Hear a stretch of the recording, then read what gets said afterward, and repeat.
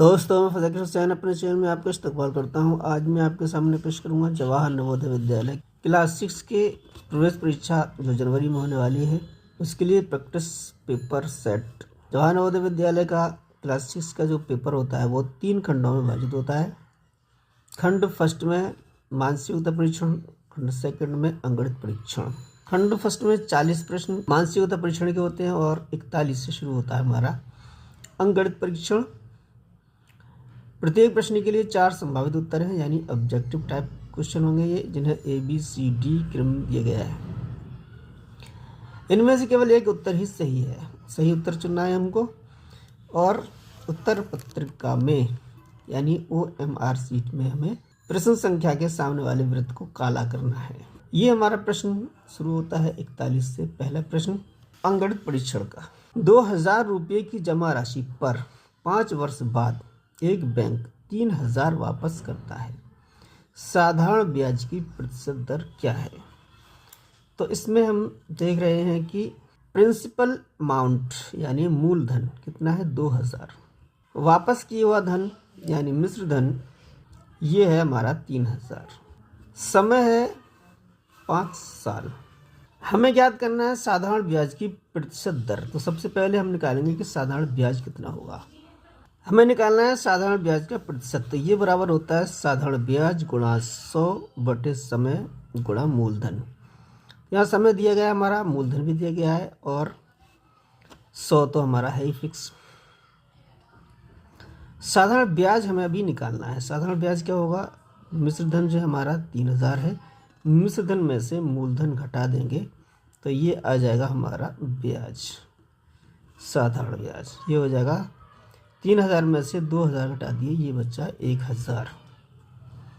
अब ये हमारा आ जाएगा साधारण ब्याज 1000 गुणा 100 बटे समय है हमारा 5 वर्ष, मूलधन है 2000।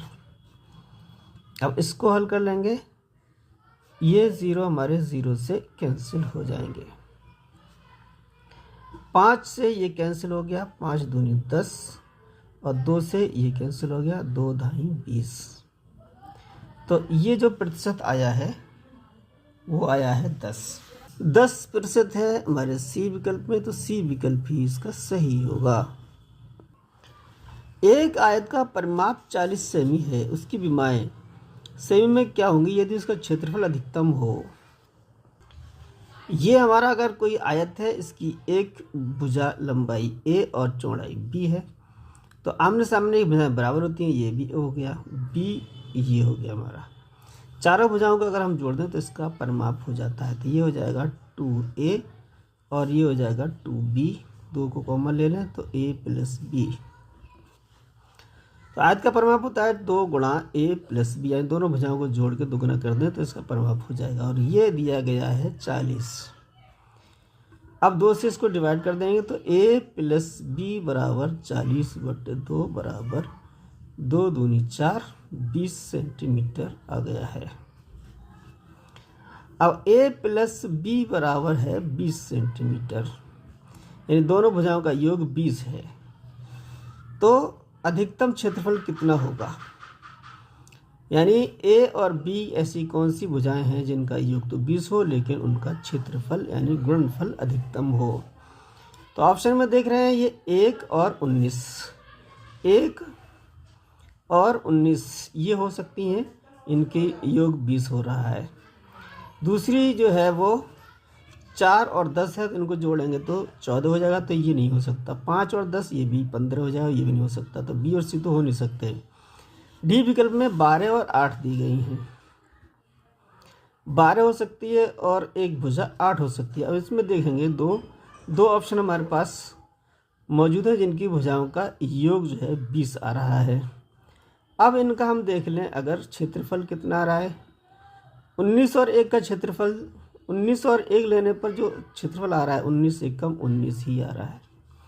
और एक भुजा यानी लंबाई 12 हो चौड़ाई 8 हो, तब इसका क्षेत्रफल कितना आएगा 12 8 96। तो ये हुआ हमारा अधिकतम क्षेत्रफल। तो भुजाएं हमारी एक होगी 12 लंबाई और 8 सेमी चौड़ाई होगी। तो 12, 8 हमारा डी विकल्प में है, तो डी विकल्प ही इसका सही है। एक घनाभ का आयतन 36,000 सेमी है तथा उसकी चौड़ाई तथा ऊंचाई 30 सेमी और 40 सेमी, उसकी लंबाई क्या है? तो घनाभ का आयतन निकाल लेते हैं। घनाभ का आयतन जो दिया गया है वो है 36,000 सेमी क्यूब होना चाहिए। अब चौड़ाई दी है 30 सेमी, वो भी लिख लेंगे।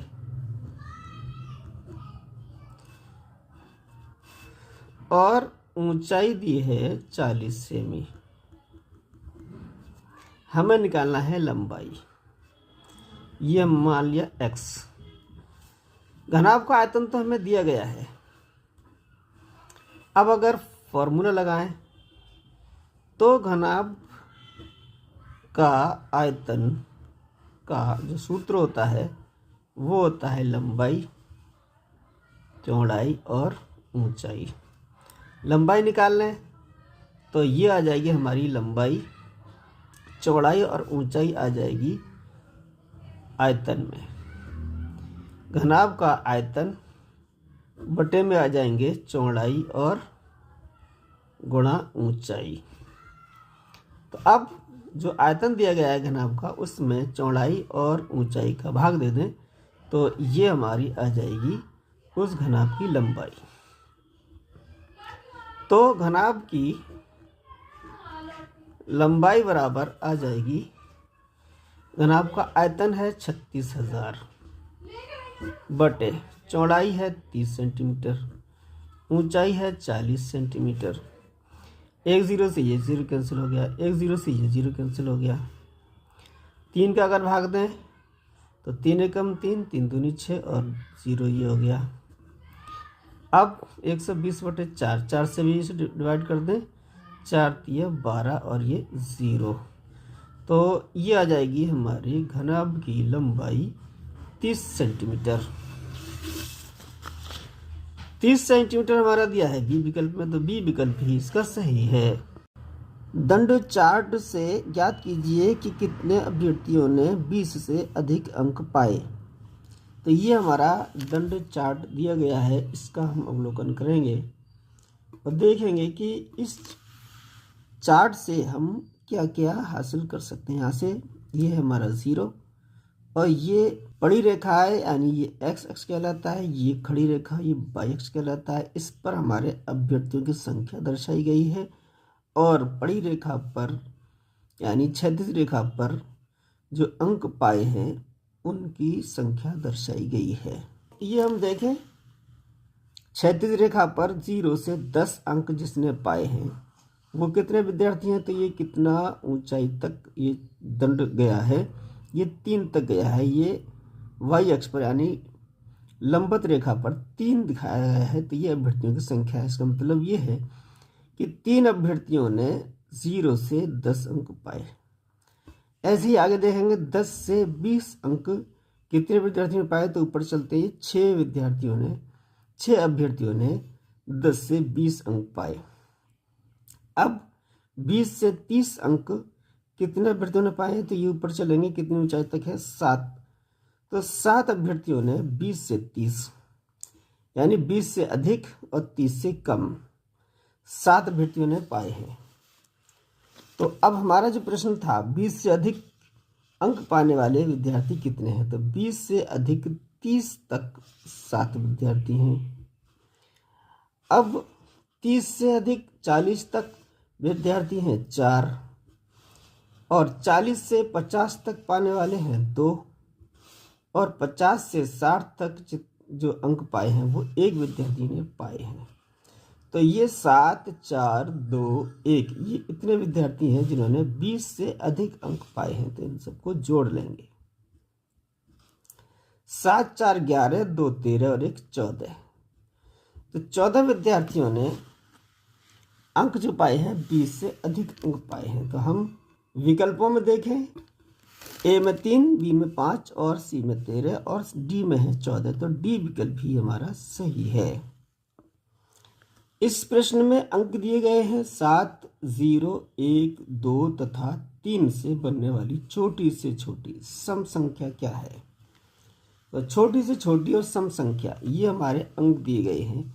अंकों को अगर हम क्रम में लगा दें तो 7 सबसे बड़ा है, 3 अंक उससे छोटा है, 2 उससे छोटा है और 1 उससे छोटा है, 0 सबसे छोटा है। ये हमारे इनसे बनने वाली संख्या हो जाएगी। अगर हम कॉमे हटा दें इसमें तो ये सबसे बड़ी संख्या हो जाएगी। हमें निकालना है सबसे छोटी संख्या। तो सबसे छोटी संख्या इन अंकों से बनने वाली, इसका हम क्रम बदल दें तो ये आ जाएगा 0, 1, 2, 3 और 7। ये होगी इन अंकों से बनने वाली सबसे छोटी संख्या। अब ये जो सबसे छोटी संख्या है तो ये हमारे अंक हैं 1, 2, 3, 4, 5 अंक हैं। और ये अगर 0 सबसे लास्ट में अगर बाईं तरफ आता है तो ये अंक गिना नहीं जाता है, तो ये 4 अंकों की कहलाएगी। तो 0 को हम 1 से पहले लिख लेते हैं। तो 1, 0, 2, 3, 7 ये होगी इन अंकों से बनने वाली छोटी से छोटी संख्या। अब यहाँ पर एक शर्त और लगा दी, सम संख्या क्या होगी? और ये जो संख्या बन रही है वो विषम बन रही है। तो सम संख्या को लाने के लिए यहाँ पर, इस संख्या को सम संख्या बनाने के लिए यहाँ इकाई के स्थान पर या तो 2 हो या 0 हो या 4 हो। 6 यहाँ पर है नहीं, 2 और 0 ही है। अब इससे हम संख्या बना रहे हैं। अगर हम इस 2 को यहाँ ले आए तो ये संख्या बन जाएगी 1, 0, 3, 7, 2, यानी इकाई, दहाई, सैकड़ा, हजार, 10,000, 10,372। एक संख्या ये बन गई। अब अगर हम 0 को इधर लाते हैं तो फिर 2 को यहाँ रखना पड़ेगा। तो 2, 3, 7, 0, तो एक संख्या ये बन जाएगी। तो ये संख्या बनेगी 12,370। तो 12,370 भी इससे बड़ी है और हमें लाना है सबसे छोटी, यानी छोटी छोटी। तो 2 को हम यहाँ रख दें तो ये बन जाएगी 13,720।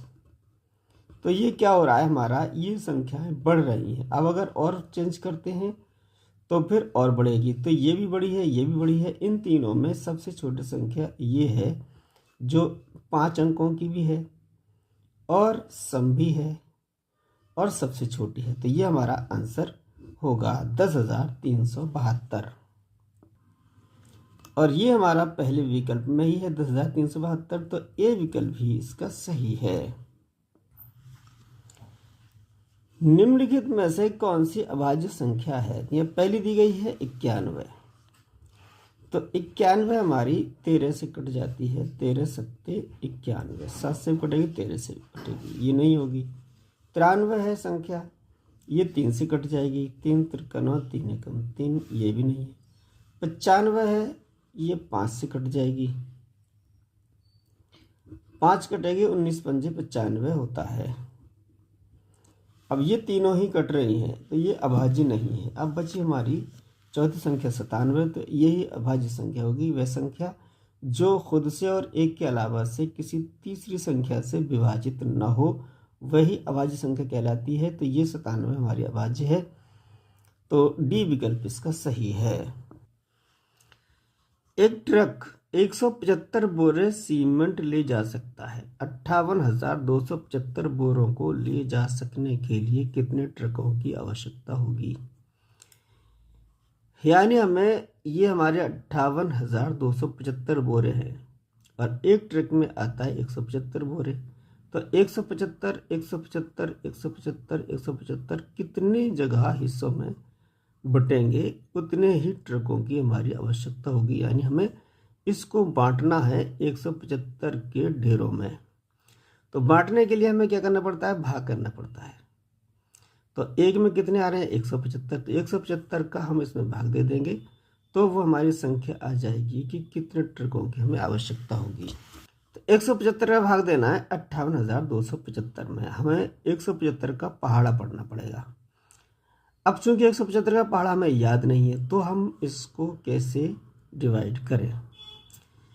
तो हम ये ट्रिक अपनाएंगे कि हमें जहाँ तक पहाड़ा याद है वहाँ तक ले लेंगे। 1 और 2 अंक अगर ले लें तो ये हमें 17 का पहाड़ा याद है। 17 का पहाड़ा याद है तो फिर हम इस संख्या को क्या करेंगे, 175 और ये है 582, 3 अंक यहाँ ले लिए, 3 अंक यहाँ ले लिए। अब इसमें हमें पहाड़ा पढ़ना है 175 का, तो इस 3 अंकों में एक अंक 5 छोड़ दिया और एक अंक 2 छोड़ दिया, ये छोड़ा है हमने और ये छोड़ा है। 17 का पहाड़ा अभी हम पढ़ के देखते हैं 58 में। 17 दूनी 34, 17 तिया 51, 3 बार जा सकता है। तो अब हमारा 3 बार अगर जा सकता है तो फिर 175 में 3 का गुणा करके देख लेते हैं। 3 पंजे 15, 3 सत्ते 21 और 1 22, 3 एकम 3 और 2 5। तो ये हमारा आ गया है 525, यानी 175 का पहाड़ा अगर हम 3 बार पढ़ें तो हमारा 525 आ जाएगा। 525 582 से छोटा है, तो इसका मतलब 3 बार पूरा पहाड़ा हमारा 175 का जा सकता है, तो ये आ जाएंगे 525। इसको माइनस कर देंगे 7, 12 में से 5 7 बचेंगे, यहाँ रह गए जाएंगे 7, 7 में से 2 गए 5 बचे। अब 7 का उतारा हम यहाँ पर ले लेते हैं। 577 आ गया है, तो हमने ये पहले देख लिया था कि 175 का अगर पहाड़ा 3 बार पढ़ा जाए तो 525 आता है, तो 525 इससे कम है, और अगर 4 बार पढ़ेंगे तो ज़्यादा हो जाएगा, इसलिए इसमें भी 3 बार ही हमारा पहाड़ा पढ़ा जाएगा, तो ये 525 इसमें भी आ जाएंगे। इसे घटा देंगे, ये 2 बच जाएगा, इसे घटा देंगे 5 आ जाएगा। 5 का हम उतारा यहाँ ले लेंगे, तो ये हो जाएंगे 525। सीधे सीधा हमने देख लिया है 3 बार पहाड़ा पढ़ा गया है, तो 525 आ गया, तो ये 525 है, तो 3 बार इसमें भी पहाड़ा पढ़ा जाएगा 525। अब ये पूरा पूरा विभाजित हो गया है, इसमें भी 0 बचा, ये भी 0 और ये भी 0, तो हमारा जो आंसर आया है 333 आया है, यानी 58,275 अगर बोरे हैं और एक ट्रक में 175 बोरे आते हैं तो उसके लिए 333 ट्रकों की जरूरत होगी। 333 ये हमारा है डी विकल्प में, तो डी विकल्प ही इसका सही है। 3 अंकों की छोटी से छोटी संख्या जो 4, 8, 12 से पूर्णतः विभाजित हो, वो क्या है? 3 अंकों की छोटी छोटी संख्या निकालना है जो 4, 8, 12 से पूर्णतः विभाजित हो, तो हम 4, 8, 12 का लासा निकालने तो संख्या आ जाएगी। तो इसमें संख्या हो भी सकती है, ना भी सकती है, लेकिन हमारे ऑप्शन दिए गए हैं, इन्हीं में से हमें छांटना है। तो इसमें सबसे छोटी संख्या देखते हैं, 4, 8, 12 से विभाजित हो जाएगी, नहीं होगी। तो ये जो हमारी संख्या 104 सबसे छोटी संख्या इन चारों में, तो ये 4 से विभाजित हो जाएगी और ये 8 से विभाजित हो जाएगी, लेकिन 12 से विभाजित नहीं होगी, क्योंकि 12 8 96 होते हैं और 12 9 108 होते हैं। 12 से विभाजित नहीं होगी, तो ये कैंसिल हो गई। तो ये 4 से विभाजित हो जाएगी, 4 तिया 12, 8 से विभाजित हो जाएगी, 12 15 8 120 होता है, और 12 से भी विभाजित हो जाएगी, 12 ढाई 120 होता है। तो इस तरीके से हम सीधी सीधी संख्याओं को ही डिवाइड करके देख लेते हैं। तो 120 जो संख्या है वो तीनों से, 4 से, 8 से, 12 से पूर्ण विभाजित हो रही है, तो ये इन तीनों में सबसे छोटी है। हालांकि ये भी हो जाएगी और ये भी, इसलिए बी विकल्प हमारा सही है। 3 गिरजाघरों की घंटियां क्रमशः 10, 12, 15 मिनट के अंतराल पर बजती हैं। यदि वह एक साथ 8:30 बजे बजी तो अगली दफा वह कब एक साथ बजेंगी? तो पहले गिरजाघर की घंटी जो बजती है वो 10 मिनट बाद बजती है, तो अगली बजेगी 20 मिनट में बाद बजेगी, फिर बजेगी 30 मिनट के बाद, फिर बजेगी 40 के बाद, फिर बजेगी 50 और फिर बजेगी हमारी 60, इसी तरीके से 70, 10 मिनट के बाद वो बजेगी बार बार। इसी तरीके से दूसरे गिरजाघर की जो घंटी 12 मिनट के बाद बज रही है, तो 12 के बाद बजेगी, फिर 24 के बाद बजेगी, फिर बजेगी हमारी 36 के बाद, 36 मिनट बाद, फिर 12 चौक 48 के बाद बजेगी, 12 पंजे 60 मिनट के बाद बजेगी, 12 छिंग 72, 12 सत्तर 84, इस तरीके से वो बजती रहेगी। फिर दूसरे तीसरे गिरजाघर की घंटी बजती है 15 मिनट के बाद, तो 15 मिनट के बाद बजेगी, फिर बजेगी 30 मिनट के बाद, फिर बजेगी 45 मिनट के बाद, और फिर बजेगी 60 मिनट के बाद, और फिर बजेगी 75 के बाद, और फिर बजेगी 90 के बाद। इस तरीके से बजती रहेगी। तो एक साथ कब बजेंगी तीनों घंटियाँ? तो देखिए पहली और तीसरी जो बजेगी एक साथ वो 30 मिनट के बाद बजेगी, ये 30 और ये 30। अगर पहली और तीसरी जो बजेगी फिर 90 बजेगी, ये 90 बजेगी, तो ये बजेगी। हमें तीनों को बजना है, तो 3 12 24 36 48 60। तो पहली 60 मिनट के बाद बज रही है, दूसरी भी 60 मिनट के बाद बज रही है, और तीसरी भी 60 मिनट के बाद बज रही है। इसका मतलब 60 मिनट के बाद ये तीनों घंटियां एक साथ बजेंगी। तो 60 मिनट का मतलब है 1 घंटा, यानी 1 घंटे के बाद तीनों घंटियां एक साथ बजेंगी। तो यही तरीका होता है हमारा एलसीएम निकालने का। तो इसका मतलब हमारा ये है कि 10, 12 और 15 का एलसीएम निकालने, तो हमारा वो संख्या आ जाएगी जो मिनट, जो समय के बाद जो तीनों घंटियाँ एक साथ बजेंगी। इसका मतलब हमारा 1 घंटे बाद बजेंगी। और पहली घंटी जो बजती है पहली बार एक साथ, वो 8:30 बजती है। तो 1 घंटे बाद फिर बजेंगी एक साथ, तो 9:30 पे बजेंगी। 9 घंटा 30 मिनट प्रातः बजेंगी। तो बी विकल्प इसका सही है। अगला प्रश्न दिया है, संख्या 52,792 में छोटी से छोटी कौन सी संख्या जोड़ी जाए कि वह 15 से पूर्णतः विभाजित हो जाए। तो ये जो संख्या दी गई है 52,792, इसमें कौन सी संख्या जोड़ी जाए? इन 4 संख्याएं दी गई हैं, 6, 7, 8 और 15। इनमें से कोई संख्या जुड़ेगी। तो हम एक तरीका तो ये है कि 15 से हम डिवाइड करें इसको, तो हम पता करवाएंगे कि कितने संख्या हमारी कम बची 15 से विभाजित होने में। दूसरा तरीका हमारा ये है कि 15 हमारी होती है 3 गुणा 5। अब 15, 3 पंजे 15। अब ये जो संख्या है वो 3 से विभाजित होना चाहिए और 5 से विभाजित होना चाहिए।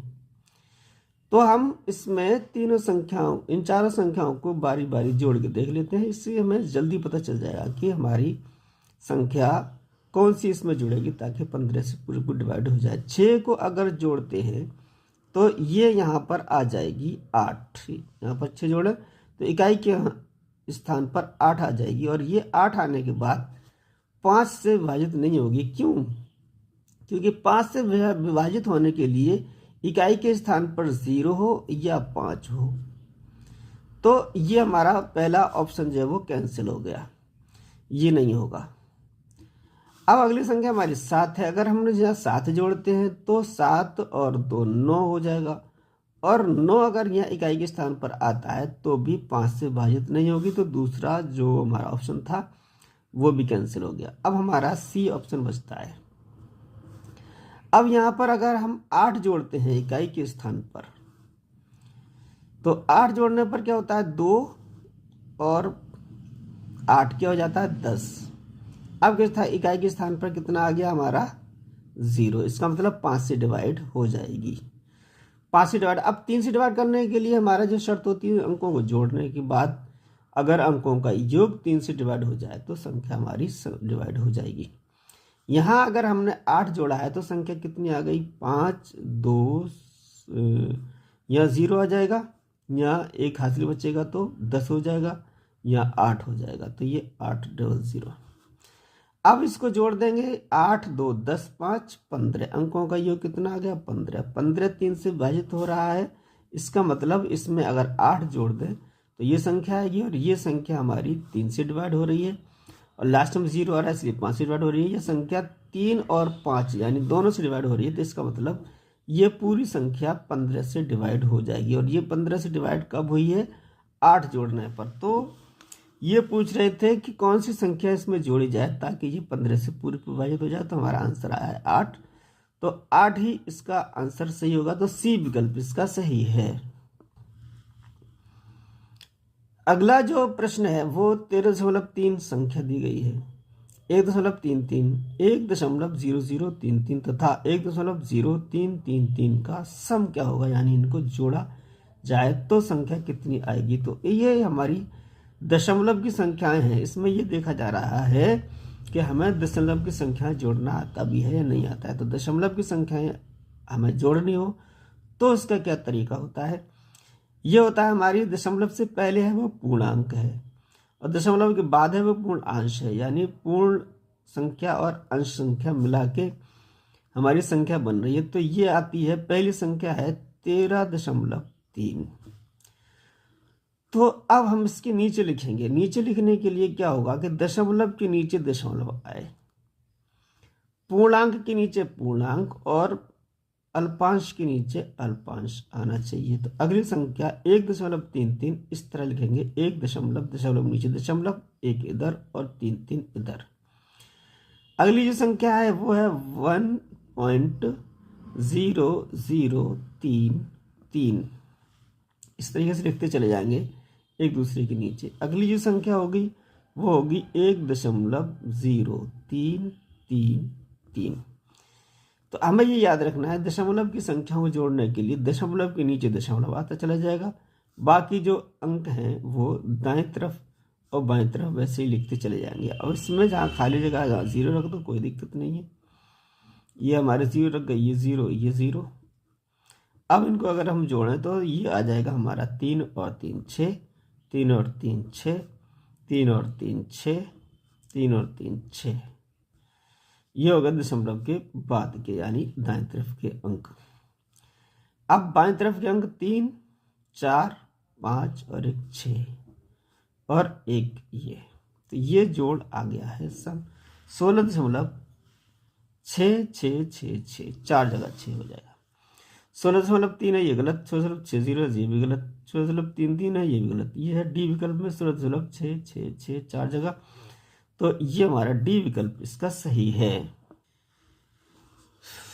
अब हमारा अगला प्रश्न है, स्टार दिया गया है इसके मान के लिए, यानी स्टार के किस मान के लिए संख्या 56, ये आगे स्टार है 890, ये संख्या है ये होगी हमारी 5 लाख और ये 60 के बाद कुछ संख्या आएगी स्टार के स्थान पर 890 13 से पूर्णतः विभाजित होगी।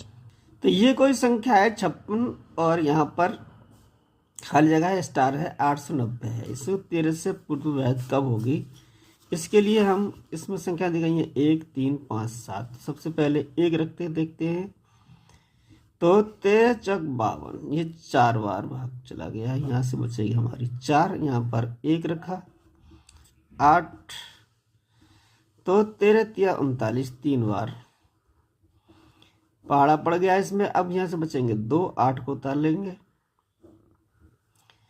13 दूनी 26 हो जाएगा, यहाँ से 2 बचेगा और 9 को लेंगे यहाँ पर, तो 13 दूनी 26, तो यहाँ से 3 बचेगा और 0 लेंगे तो 13 दूनी 26, तो यहाँ पर हमारा 4 बच गया, यानी 13 से पूर्व विभाजित नहीं हुई। कब, जब हमने 1 रखा है। अब 3 रख के देखें यहाँ पर, अगर यहाँ 3 रखते हैं तो यहाँ 3 आ जाएगा।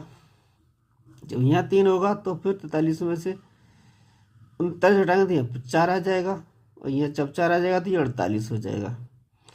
अब इसमें 48 में 3 बार पहाड़ा पड़ जाएगा, 13 तिया 39, 18 में से 9 घटाते हैं तो यहाँ से बचेगा हमारा 9।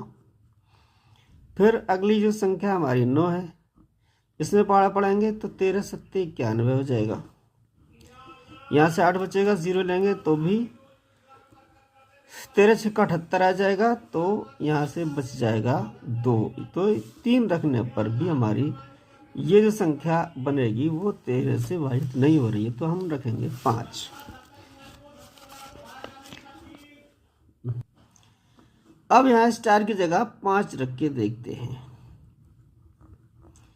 13 से डिवाइड करेंगे, ये 4 बार ही जाएगा, 13 चौक 52, बच्चे हमारे 4, 5 को उतार ले लेंगे, 13 तिया 39, यहाँ से बचेगा 6, 8 को यहाँ ले लेंगे, 13 पंजे 65, 3 बचेगा, 9 यहाँ ले लेंगे तो ये जाएगा 13 तिया 39 और 0 0 का 0 आएगा। ये पूरी विभाजित हो गई है।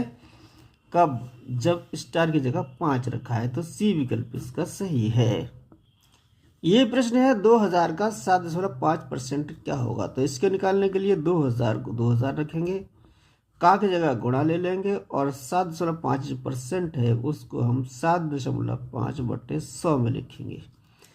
2 से कैंसिल हो जाएंगे, अब ये बचेगा 20। 7.5 20 का गुणा कर देंगे तो 0 यहाँ आ जाएगा। 2 पंजे 10 का 0, 2 सत्ते 14 और 1 15, दशमलव एक के बाद एक के बाद दशमलव लग गया तो यह आ जाएगा 150। 150 हमारा सी विकल्प में है, तो सी विकल्प ही इसका सही है। 3/5 धन 1/5 भागित 3/10 ये कोष्ठक हमारा है और ये कोष्ठक दूसरा है। 36/45 प्लस 16/5 को हल करने पर परिणाम क्या आता है, यानी कोष्ठकों के अंदर जो संख्याएं भिन्न संख्याएं उनको हल करके कितना आएगा ये हमें निकालना है। तो देखते हैं इसमें हर 5, इसमें हर 5, हर बराबर है तो हर वही रहता है। 3 और 1 जुड़ जाएगा 4 हो जाएगा। अब इसके बाद ये जो संख्या है भागित में है 3/10, इस भाग को गुणा में बदल दें तो इसको हम पलट देंगे, 3/10 को 10/3 लिख देंगे। अब इस कोष्ठक में देखते हैं 36 ऊपर है 45 नीचे है, तो ये 9 से ये भी कट रही है, 9 से ये कट रही है, 9 चौक 36 और 9 पंजे 45, तो ये 4/5 आ गई और ये 16/5 है इस कोष्ठक में। इधर देखें 5 से ये 10 कट जाएगा, 5 दूनी 10, 4 का गुणा कर देंगे 2 में, 4 दूनी 8/3 गुणा। इसमें देखें हर 5 है तो 5 रहेगा, 4 और 16 जुड़ जाएंगे 20 हो जाएंगे ये। अब 5 से ये भी कट जाएगा, 5 चौक 20, 8 और 4 का गुणा कर देंगे, 8 चौक 32 बटे के अंदर 3 ही बचा है हमारा, तो ये आ जाएगा आंसर 32/3। 32/25 यहाँ है, 64/125 से 6/15 इसमें 1/3 है, इसमें कोई जो विकल्प दिया है उसमें कोई विकल्प सही नहीं है। आंसर हमारा आएगा 32/3, तो यहाँ पर होना चाहिए 32, तो ये आ जाएगा 32/3, तो हमारा ए विकल्प सही होगा। यदि 25 को 0.993 से गुणा किया जाए तो निकटतम गुणनफल होगा। तो ये हमारा है 9.93, इसमें 25 से मल्टीप्लाई कर रहे हैं, तो या तो हमें 25 का पहाड़ा याद होना चाहिए। 25 का पहाड़ा अगर याद नहीं है तो हम इसको 9.93 को पहले 5 से गुणा कर दें, 5 तिया 15, 5 ने 45 और 1 46, 5 ने 45 और 4 49, 2 के बाद दशमलव यहाँ आ जाएगा, ये आ गया 5 गुणा, फिर 5 गुणा कर देंगे तो 5 25, 5 31 2 32, 5 ने 45, 3 48, 5 चौक 20, 4 24, 2 के बाद दशमलव यहाँ आ जाएगा। एक तरीका तो ये है गुणा करने का हमारे पास, अगर 25 का पहाड़ा याद नहीं है तो 5 का पहाड़ा 2 बार इसमें पढ़ दें।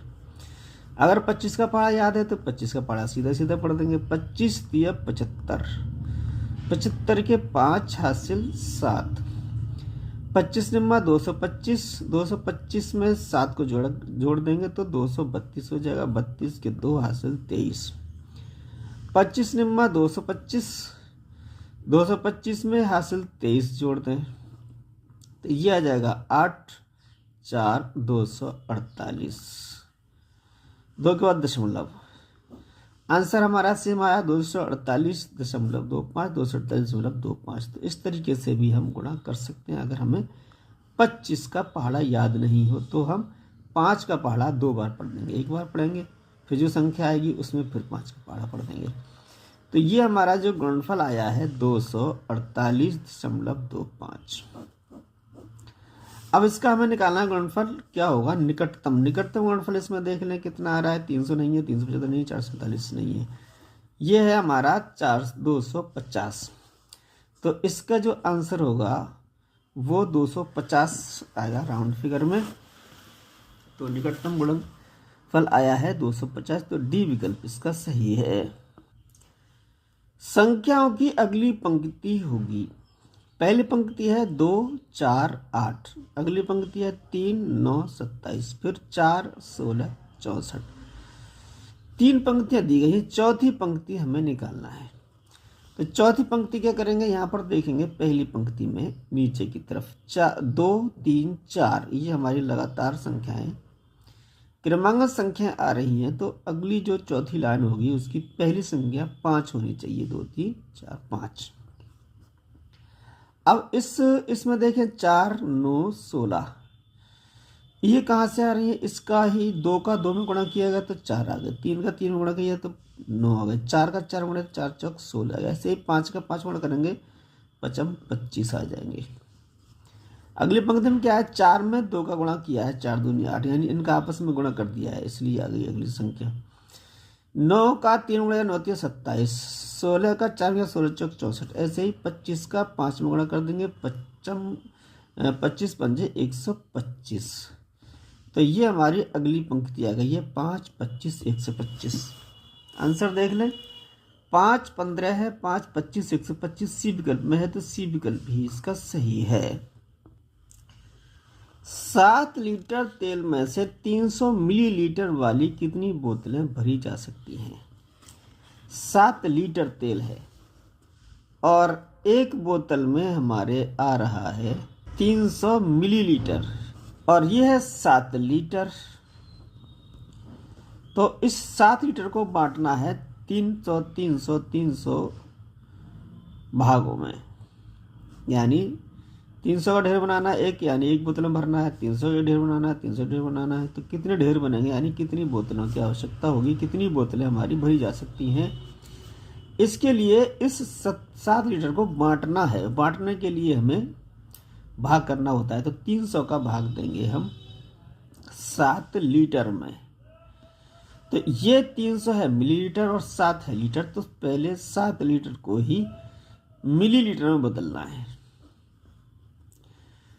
तो मिलीलीटर, 1 लीटर में कितने मिलीलीटर होता है ये हमें याद होना चाहिए। 1 लीटर में हमारा होगा 1000 मिलीलीटर। तो 7 लीटर में हो जाएगा 7000 मिलीलीटर। अब इसमें भाग देंगे कितना आ जाएगा, 3 का पहाड़ा 7 में पड़ेंगे, 3 दूनी 6 और ये हो गए 2 0। इसमें उठा देंगे 0 0 1।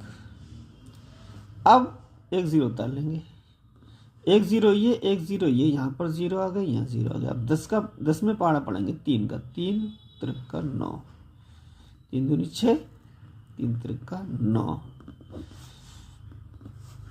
तो यहाँ से बच जाएगा हमारा 0 0 1, 100 बच गया।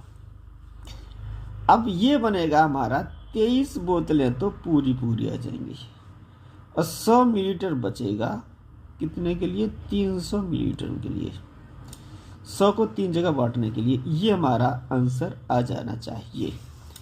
इसमें देखें तो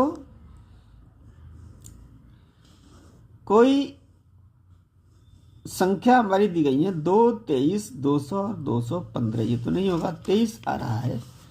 तो 1 से 0 0 कट जाए, 1/3 बचेगा, यानी इतना हिस्सा 1/3 यानी बोतल भरी जाएगी और 23 बोतलें पूरी भरी जाएंगी। तो इसमें 23 दिया है बी विकल्प में, तो बी विकल्प ही इसका सही है। एक व्यक्ति ने 20 रुपए प्रति दर्जन के भाव से अंडे खरीदे तथा 2 रुपए प्रति अंडे के भाव से बेच दिए। सौदे में उसका प्रतिशत लाभ कितना हुआ। तो प्रतिशत लाभ निकालने के लिए हमें लाभ मालूम होना चाहिए और लाभ पता करने के लिए क्रय मूल्य और विक्रय मूल्य का पता होना जरूरी है। 20 रुपए प्रति दर्जन के भाव से उसने खरीदे हैं, तो क्रय मूल्य कितना होगा। क्रय मूल्य हमारा हो गया 20 रुपए, यानी एक दर्जन के 20 रुपए दिए हैं, तो 12 अंडों के क्या दिया है, 20 रुपए। अब विक्रय मूल्य निकालना है। विक्रय मूल्य में क्या दे रहा है, 2 रुपए प्रति अंडे के भाव से बेचे हैं, तो एक अंडे का 2 रुपये लिए हैं, तो 12 अंडों के कितना हो गए? 12 दूनी 24, 24 रुपये हो गया इन 1 दर्जन अंडों का विक्रय मूल्य। क्रय मूल्य 20 रुपये है, विक्रय मूल्य 24 रुपये है, तो लाभ फिर अब हम निकाल सकते हैं। लाभ कितना है? 4 रुपये उसने नफा कमाए हैं लाभ। अब इसको प्रतिशत निकालना है। लाभ प्रतिशत निकालने के लिए हमारा जो फॉर्मूला होता है वो होता है लाभ गुणा 100 बटे क्रय मूल्य। लाभ कितना है? 4 रुपये गुणा 100, विक्रय मूल्य है 20 रुपये। अब 20 पंजे 100 हो गए, 5 चौक 20 हो गए। ये जो 20 आया है ये परसेंट है हमारा लाभ का, तो 20% उसे लाभ हुआ है, तो ये है डी विकल्प में, तो डी विकल्प ही इसका सही है।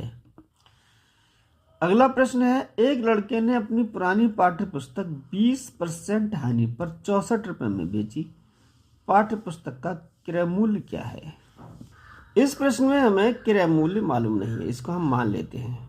माना क्रय मूल्य ये x रुपये है और विक्रय मूल्य हमारा प्रश्न में दिया गया है, ये है 64। तो हानि कितनी होगी?